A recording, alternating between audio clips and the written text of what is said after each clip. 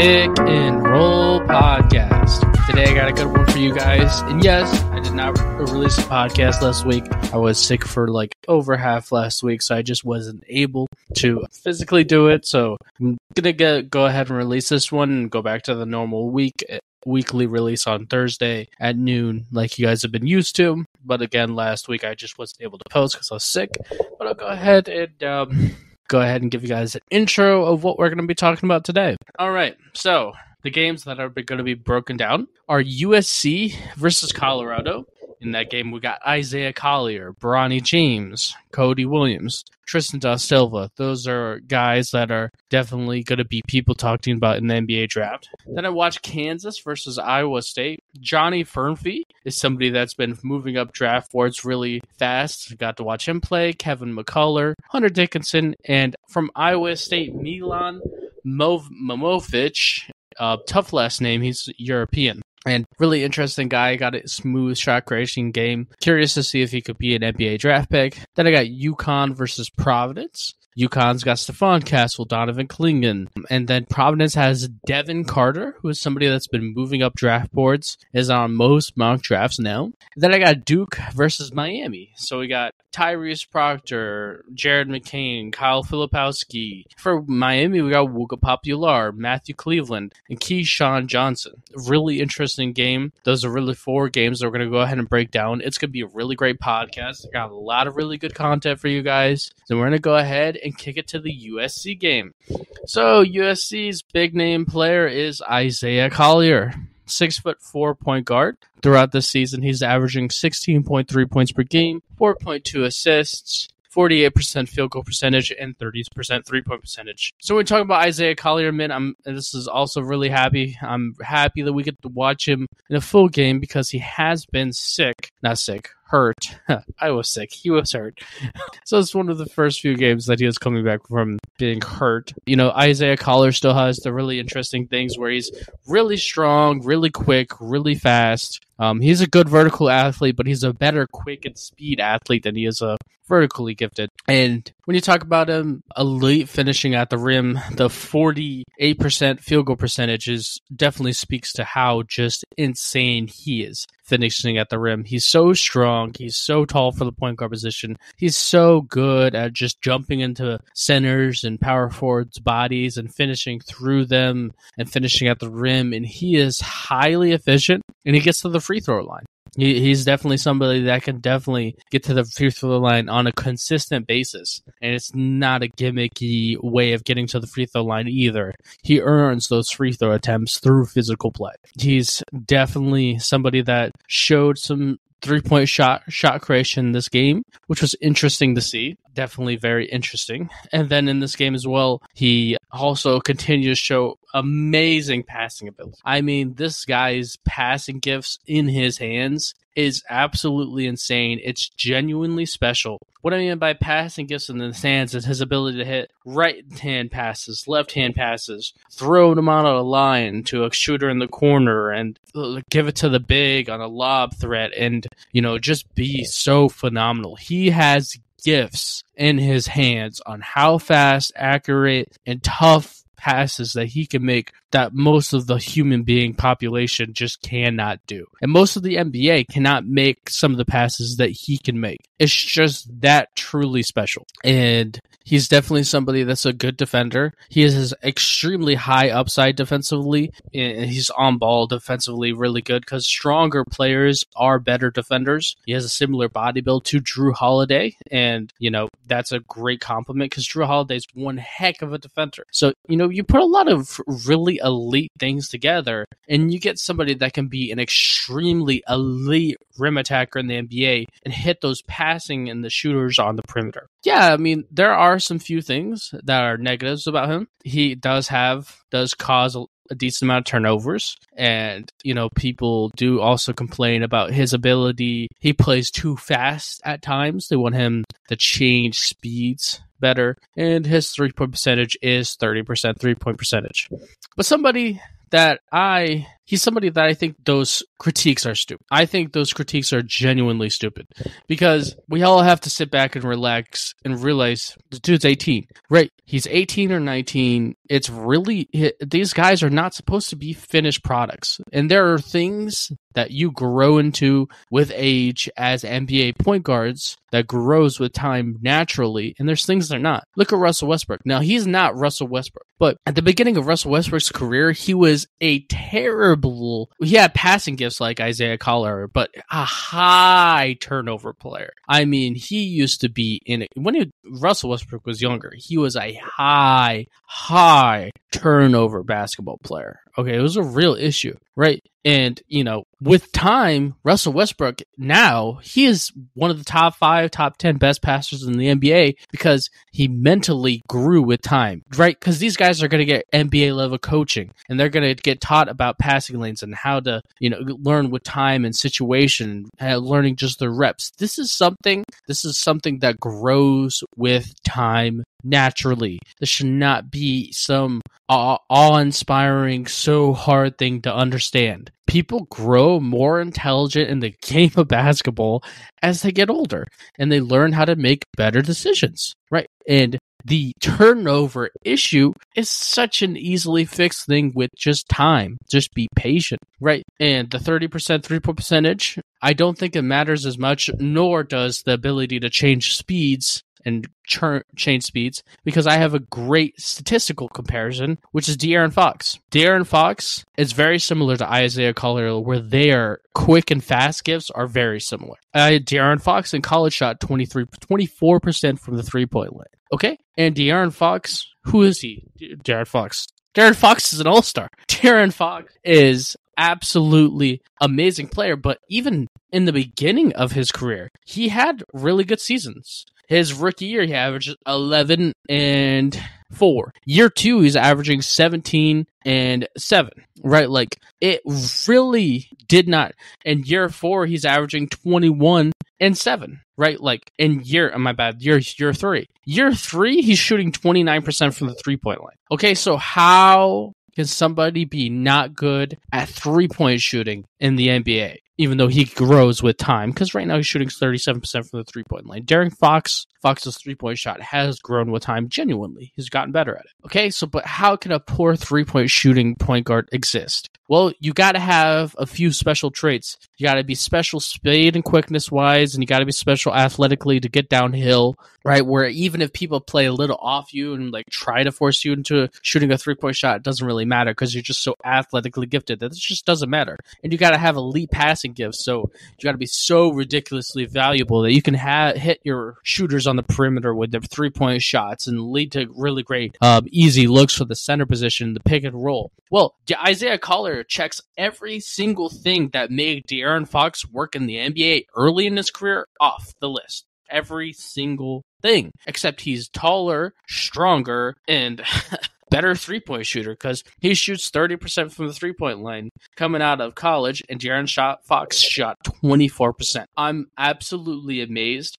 And also the change of speeds thing. Yeah, De'Aaron Fox, when he came out of Kentucky, didn't master changing speeds. And honestly, I don't think he mastered changing speeds until last year, which is 1, 2, 3, 4, 5, 6 year in his NBA career. I don't feel like he really mastered that until year 6. But when you're drafting somebody 19, year 6 is 25. Like, that's not even somebody's prime. De'Aaron Fox isn't technically in the prime of most NBA players is like 27 to 32.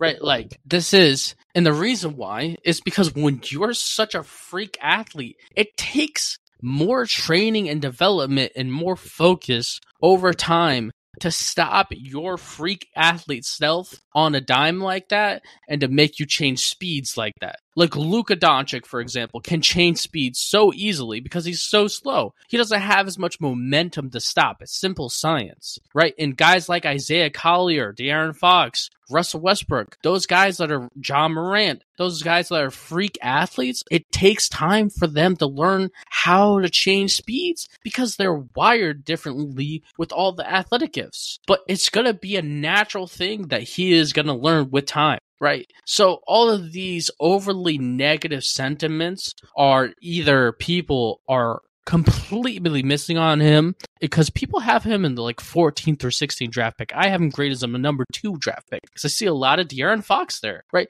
And I'm just absolutely amazed by it. It's either people are over criticizing him and don't understand what's going to grow with time naturally. That happens with every single point guard in the history of NBA, or people are moving down his draft stock so that people that may have the 4th, 5th, 6th pick might have a better shot of drafting him because of all the negative news that's coming out about him. It's so funny because Scoot Henderson last year coming out of the G League shot 27% from the 3-point line. I scouted him. He was a more intelligent passer than Isaiah Collier, but Isaiah Collier is a more gifted passer with his passing gifts and the ability to hit tough passes and straight line passes and speed on those passes. He had more athletic gifts, but Scoot Henderson wasn't amazing at changing speeds. Scoot Henderson was a really good athlete, right? Finishing at the rim, physical body, great body frame. Like, he was the number 2 pick because of all those things. Isaiah Collier is very similar to Scoot Henderson. And honestly, I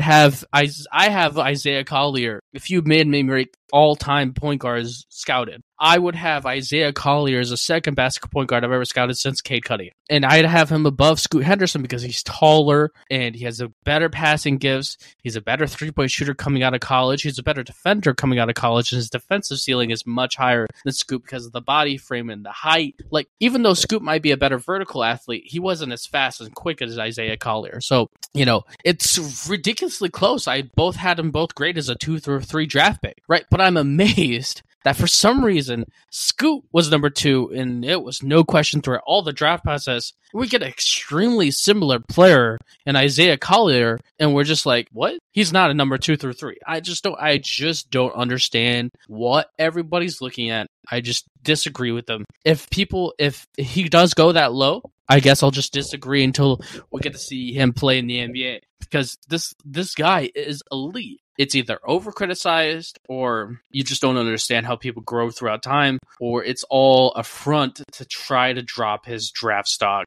and so that a team could try to target him that may not have 1, 2, or 3 draft pick in this draft. It's just amazing to me. 48% field goal percentage also coming out of college is great. Like, man, Isaiah Collier, he's got gifts coming out of every, and I still have him as the number 2 ranked guy in my big board. And the difference between him and Alex Sarr, who's the number 1 ranked guy in my big board, it's about as thin as a piece of paper. I could wake up one morning and be like, yeah, Isaiah Collier's the better player. And then I could wake up the next day and be like, yeah, Alex Sarr's the better player. They're so ridiculously close. They are so close on my grades. They both have the same exact grade 2 through 3 draft pick. So he could be the number 1 guy. It's just that good. He's that special. And I'm not moving off of him just because other people are, I don't know what other people are watching. Alrighty, now that we got that done with, go ahead and talk about Bronny James real quick. Bronny James is a 6'4" shooting guard for USC, averaging 5.3 points per game, 37% field goal percentage, 27% 3-point percentage, 62% free throws percentage. So Bronny James is, I don't know how to put this, a disappointment. He's a disappointment in the sense where since we've watched Isaiah Collier so much, I've watched a lot of games, and there will be a 1% of the time where he drives to the rim or runs a pick and roll, and you see him explode to the rim and be super athletic and do very gifted things at the rim with his body control at the rim, and he's just such a strong frame, good athlete, very good on-ball defender. Right, and Bronny James has a lot of gifts, but for some reason, he's too team first. And what I mean by that is he's not turning on because his game, okay, the best way to explain this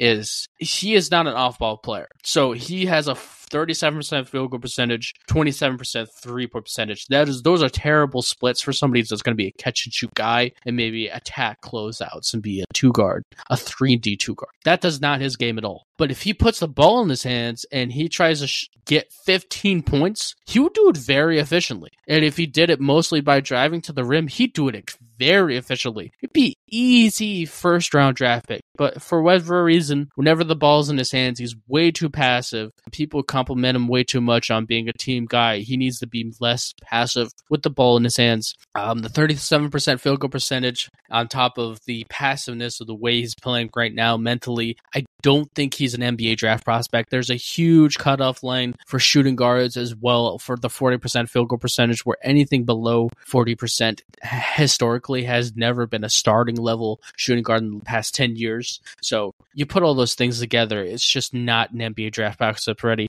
If, even though I highly doubt just listening to this podcast, if I was advising him, I tell him to go back to college, gain confidence, because if he turns on the switch next year, dude could be a top 5 pick. That's how crazy elite his gifts are. You just got to use them, especially offensively. He's obviously a good defender, but offensively, he needs to attack the rim no more and be less passive. All right, that's it for USC. Let's go ahead and kick it to Colorado. Colorado has Cody Williams and Tristan da Silva. Let's go ahead and talk about Cody Williams for a 6'8", averaging 13.7 points per game, 1.8 assists, 59% field goal percentage, 70% free throw percentage, and 45% three-point percentage. So just like always, Cody Williams is able to do a few things very well. Standstill three-point shooting. That 45% three-point shot, again, is not a high-volume three-point shooter. He does basically only catch and shoot three-point shots. He's extremely elite driving to the rim. He has point forward level passing. He's a very good passer. Defensively, he's good. He's a little thinner, but he'll grow into his size as he ages. So I don't think it's a long-term issue, but if you expect him to guard LeBron James and Kawhi Leonard year one and be really good at it, it's just unreasonable. It's good long wingspan for the 6'8" length. It moves well, smooth, athletic. And honestly, I moved him a little bit up in my draft board. I used to have him 6 through 8 draft pick grade, and I moved him to 3 through 5 because he had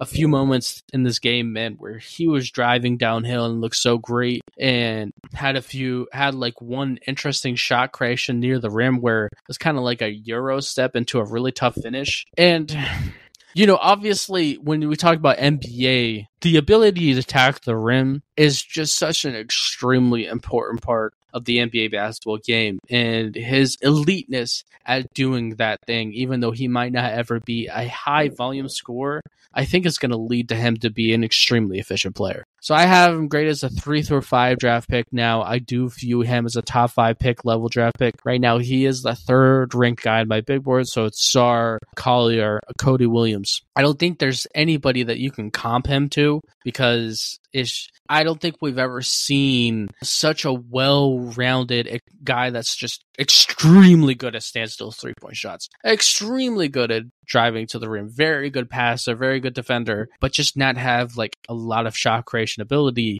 He's really one of one. He's one of one. I could definitely see him averaging like 20 and 4 in the future, 20 and 5 maybe in the NBA, and I definitely view him as an extremely high floor NBA draft prospect, and he's bust proof. I could not see him busting. I don't see him busting at all. And if a team had the number 1 pick and they had a great center and a great point guard, I would approve of him being drafted number 1 as well. So yeah, Cody Williams, really good player, had a really good game. And he's grown throughout this year and become more assertive driving to the rim as well. It's really nice to watch. And yeah, I have him ranked number 3 on my big board, and he's not moving. All right, let's go ahead and kick it to the next player in that breakdown is Tristan da Silva. 6'9", averaging 15.7 points per game, 5.4 rebounds, 47% field goal percentage, 83% free throw percentage, and 36% three-point percentage. So yeah, Tristan da Silva is still a really good off-ball mover. He definitely is a very good standstill three-point shooter as well. 36% with the 6'9" length is really nice. He's a pretty average mover defensively, so he's not an amazing defender, but he definitely can get the job done defensively. So right now, I still have him graded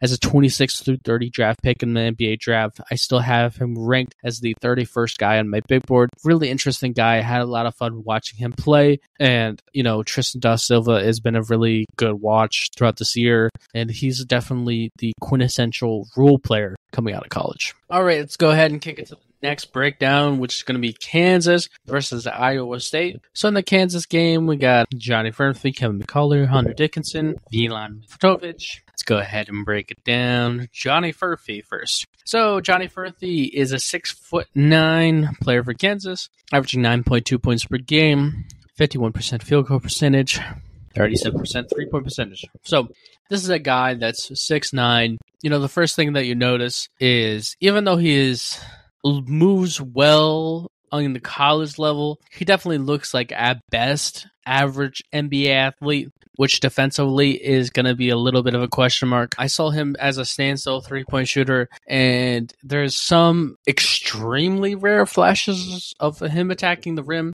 but it looks very raw and unpolished. So he kind of just looks like a standstill guy. 6'9", not an overwhelmingly good defender, so I have him graded as a 31 to 35 draft pick, a high-level second-round guy, ranked 38th on my big board right now. Really interesting, but right now I have him 38.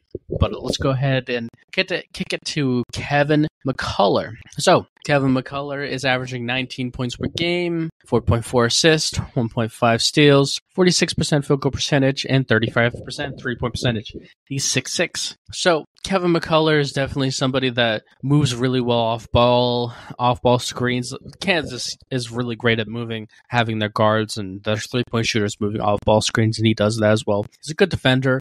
I call him an above average athlete. He does have the potential to be a 3-and-D 2 guard, because 6'6" 2 guard is really great length. That's great length for the 2 guard position. He can attack the rim well, which I really do like. I feel like it definitely adds a unique wrinkle to his game that he would bring to the NBA level. So right now I have him graded as a 22 through 26 draft pick. I do see him as the ability to be a 3-and-D role player in the NBA that could be a really solid one. So right now, Kevin McCullough, 29th on my big board right now. Right now is where he ranked. All right, let's go ahead and kick it to Hunter Dickinson. Hunter Dickinson is averaging 18.3 points per game, 10 rebounds, 2.2 assists, 1.2 blocks, 55% field goal percentage, 64% free throw percentage, and 33% three-point percentage. So Hunter Dickinson is somebody that is very good in the post. You call him a below average NBA athlete. Defends the rim decently well, but nothing overly impressive there. His three-point percentage is really nice. 33% is definitely something to be a selling point for NBA teams. That's pretty good for the center position, somebody that can space out. He's a good passer. He's good in the pick and roll situations, and he's a good rebounder. So right now I have him graded as a 31 through 35 draft pick. I could see him being a solid backup center in the NBA. Right now I have him graded at number 36 on my big board. And we'll go ahead and talk about Milan Momolovic. Tough last name, so sorry. From Iowa State, 6'8". He's averaging 11.5 points per game, 37% three-point percentage, 43% field goal percentage. So this guy's really smooth, but he's a below-average NBA athlete, probably at best. He has some flashes of shot creation, but it looks really raw right now. There is a little bit of Bogdan Bogdanovic in this game, but it's really raw right now. I definitely feel like he should go back to college. I don't have him as an NBA draft grade. If I had to make like a 60 through 90 grade on him, sure, I definitely could see that undrafted, but still, maybe get us invited to a summer league team if he came out this year. But yeah, Milan Milosevic is an interesting player, got an interesting game, but it's very, very slow right now. But it has some intrigue and long-term potential. I think he should come back to college and see how good he can be. All right, let's go ahead and kick it to that next game, which is going to be UConn versus Providence. So in that game, we got Stephon Castle, Donovan Clingan, and Devin Carter. So Stephon Castle, he's 6'6", point guard, averaging 10.9 points per game, 3 assists, 1 steal, 46% field goal percentage, 73% free throw percentage, and 30% three-point percentage. So in this game, man, against Devin Carter, this guy put on a defensive performance. I've said multiple times on multiple podcasts talking about Stephon Castle, I keep on bringing up the name Alonzo Ball defensively, because Alonzo Ball was one heck of an on-ball defender in the NBA. And Stephon Castle gave Devin Carter, who's an NBA prospect, 2 guard issues. I mean, the last time we watched him play, and he's playing Tyler Kokek, who's a 6'3" point guard from Marquette, who's very, very good, an NBA draft prospect. Guy is going to get drafted, and he shut him down too. So, I mean, he puts straps on people in a very special way defensively. He is a very, very, very elite on-ball defender. I cannot understate how good he is at it. He keeps on showing flashes of his ability to make really good passes. This is probably the greatest scoring game that I've ever watched him play, and he showed some new things in this game that I'd never seen him do before. There were some nice floaters at the rim, kind of like a touch shot near the rim instead of finishing at the rim. But he had some really nice finishes at the rim. He still has an abysmal mid-range shot. It's absolutely terrible. 30% three-point percentage is pretty poor. He doesn't have like a ton of shot creation. The tough thing for him about gauging his ability to be a pick and roll operator, which most point guards need to do, is Tristan Newton's maybe the best college basketball player on that team. So, and he's a 6'5" point guard for them that averages 15 a game and 5.9 assists, and they're trying to win an NCAA championship, and they have a great college basketball team, and I think he won Player of the Year last year, or March Madness Player of the Year. Tristan Newton's the real deal as a college point guard. So he just doesn't get a ton of volume in the shot creating and the pick and roll aspects, but he just looks so smooth, and he makes such good passes. Even though his mid-range shot is extremely raw, there's a lot of things to like about him. The three-point shots come a long way. It used to be like 24, 23%. So right now I have him graded as a 14 through 18 draft pick. He is the 15th guy ranked on my big board. Really fun to watch. It's just so much fun. And yeah, Fawn Castle is the real deal. All right, let's go ahead and click it to Donovan Clingan. Donovan Clingan, 7'2", averaging 12.3 points per game, 6.5 rebounds, 2.1 blocks, 64% field goal percentage, 20% three-point percentage. So yeah, Donovan Clingan still looks like a defensive unicorn.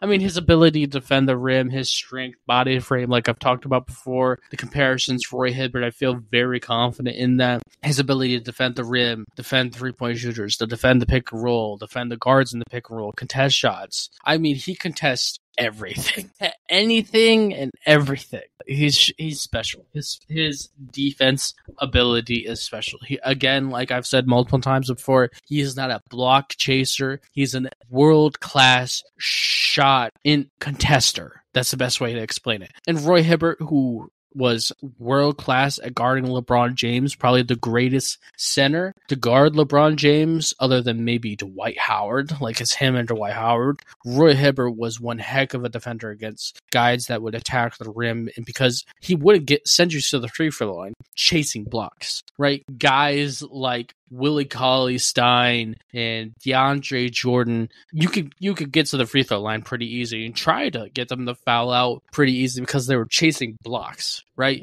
Donovan Clingan is not like that. He is a defensive rim protecting purist, and I love that about him. He's still ranked as a 10 through 12 draft pick. I still have him ranked 12th, and I definitely feel like he is an elite rim defender. Man, is he good at it. Man, Donovan Clingan has really got it. All right, let's go ahead and break down Devin Carter, 6'4", from Providence. Actually, 6'3", averaging 19.3 points per game, 3.6 assists, 8.2 rebounds, 47% field goal percentage, 40% three-point percentage. So he's a really interesting basketball player. He had some deep three-point shots that he tried to make, and he's very quick and fast. I definitely feel like there's a few flaws in his game where he's somebody that can shot create, but I feel like it's the fact that we got to watch him play against Stephon Castle was extremely tough for him, because I'm sure if I would have watched him play any other game throughout the season, this normal college competition would have been as glaring that his game may not be super translatable scoring wise to the NBA as everybody's thinking it'll be. Most people that have him ranked in the 20s think he'll be. What I mean by that is his shot creation, the footwork of it, the quality of the shot creation, it's just not overwhelming. He drives to the rim a lot, tries to draw fouls, he can, he should be taken advantage of. Stephon Castle made him take extremely tough shots. And in that game, it was so bad that like he scored like 20 points, but I'd say Stephon Castle guarded him like 32 minutes out of the 36 minutes that he probably played in that game. And Stephon Castle held him to like 4 points. Whenever Stephon Castle wasn't guarding him, it was, but Stephon Castle guarded him the whole game while he was on him, unless they got some sort of switch on a situation where he'd attack people like Tristan Newton, something like that. And man, he shut him down. He rattled him. He made him take tough shots. I mean, Stephon Castle is what it's going to be like in the NBA, and I do think that his 6'3" size, lack of really elite footwork or shot creation, high quality of it, the lack of it, I do think is where I'm getting at. That the idea of him being his shot creation developing, translating to the NBA is not something that I believe in. I could see him maybe being a backup guard. I have him graded in the 40 through 45 draft pick. Right now, he's on the 43rd pick on my big board. Interesting guy, but Stephon Castle shut him down, man. It made it so tough. So yeah, Devin Carter, really interesting guy. All right, let's go ahead and kick it to the last game, which is Duke versus Miami. And let's go ahead and break down the main guy of that game, the main guy of Duke, Kyle Filipowski. He is 7 foot tall, averaging 16.6 points per game, 2.9 assists, 1.6 blocks, 50% field goal percentage, 34% three-point percentage. So Kyle Filipowski has got really great post footwork. His ability to handle is really interesting. His ability to make really great passes, man, is he a good passer. His defense has improved so much from last year to this year. There's a lot of Alperen Sengun in his game, where Alperen Sengun, just like him, is not an overwhelmingly good NBA athlete, probably at best average NBA athletes, but extremely good skill, extremely great footwork. They both have really great spin moves. They both have a really good handle. Alperen Sengun's three-point shot is coming along a little bit. Very similar, with a really great passing and the ability to be a hub of offense and be very efficient. And Kyle Filipowski can be that. Right, he's not as strong as Sengun, doesn't have as big of a body frame, but he's 2 inches taller. So, those two things kind of even out. So, Kyle Filipowski to me still is a 6'8" draft pick. I still have him as the 5th guy ranked on my big board. I believe in him long term, and this is upside and what I really feel like Kyle Filipowski can be. And yeah, he's still staying where he is. Again, I'll go ahead and talk about Jared McCain real quick. I know Jared McCain has grown throughout this year. Right now, he's averaging 13.6 points per game, 46% field goal percentage, 85% free throw percentage, and 41% three-point percentage. I still think he's 6'2", and 6'2", two guards just don't exist in the NBA. All right, let's get that over with. Let's go ahead and move on to Tyrese Proctor, 6'5", averaging 10 points per game, 3.7 assists, 44% field goal percentage, 35% three-point percentage. Like always, Tyrese Proctor is a very good on-ball defender, average NBA passer. He's a waste of gifts, especially attacking the rim. He just doesn't do it enough. You always walk away from a game wishing and hoping that he'll do it, but he just never really does it consistently. Because he's 6'5" and his gifts are so elite, even though he doesn't do it consistently, I still have him graded 18 through 20 draft pick, and I still have him graded as number 21st guy on my big board. I feel like he's definitely in those grouping as a high upside guy that could have some bust potential as well. Let's go ahead and kick it to Miami. Miami has Wooga Popular and Keyshawn George. So let's talk about Keyshawn George first. He's 6'8", averaging 7.8 points per game off of 42% field goal percentage and 41% three-point percentage. So, he has some flashes of shot creation, good length. He has a smooth mover, has some pretty nice footwork. In this game, he was guarded by Tyrese Proctor a decent amount, and Tyrese Proctor gave him issues. And it looked like he had issues really getting his shot off. He played in the starting lineup, which is, usually has been coming off the bench. And I do think that starting level players, starting level athletes really gave him more issues. He's an average athlete in the NBA, really smooth, has some shot creation upside long term, but there's also a really good chance that it never really translates, and he's a guy that's out of the NBA in 4 to 5 years. So I have him graded as a 20 through 22 draft pick in the NBA draft. I have him ranked as 25th guy on my big board. And then let's go ahead and kick it to Wooga Popular. 6'5" shooting guard, averaging 13.7 points per game off of 1 steal, 44% field goal percentage, and 41% three-point percentage. So this guy's got a really good standstill three-point shot. Every once in a while you see him flash some shot creation, but it's extremely rare. He does come off ball screens. He has a thinner frame, but he's still an above-average defender because he's a very good athlete. You wish that he would translate those athletic gifts to driving to the rim, but he just doesn't do it consistently. Doesn't seem like he has a good feel for it. So right now I have him graded as a 31 through 35 draft pick and 34th guy rated on my big board. I could see him being somebody that comes off the bench in the NBA for a while. So that's why I still have him in that high second-round draft pick range. All right, so this is going to be the end of the podcast. Next week, I have a lot of moving possibilities for those games next week, so I don't have anything confirmed yet, but, it's going to be March 9th is when the next podcast is going to be recorded, and that's basically the end of the college basketball season, and that's going to be really great to watch and break down, and, I have the link that's tagged on every podcast on my TikTok and YouTube where I'd have the big boards and the mock drafts all written down. It's going to be really great. I'm going to update that mock draft actually on the 9th after I get the final full season results of stats and get to move people up and down the big board based on how those stats look. And I also will be doing a March Madness breakdown for you guys. Whenever those March Madness tournaments come out, within a few days, I will release my breakdown because I'm sure everybody else is going to want to break that down. So it's really fun, this NBA draft stuff. I really enjoy doing, and I definitely will be excited to continue to break down this great draft prospect for you guys. Thanks for listening to the Pick and Roll Basket podcast, and everybody have a great week.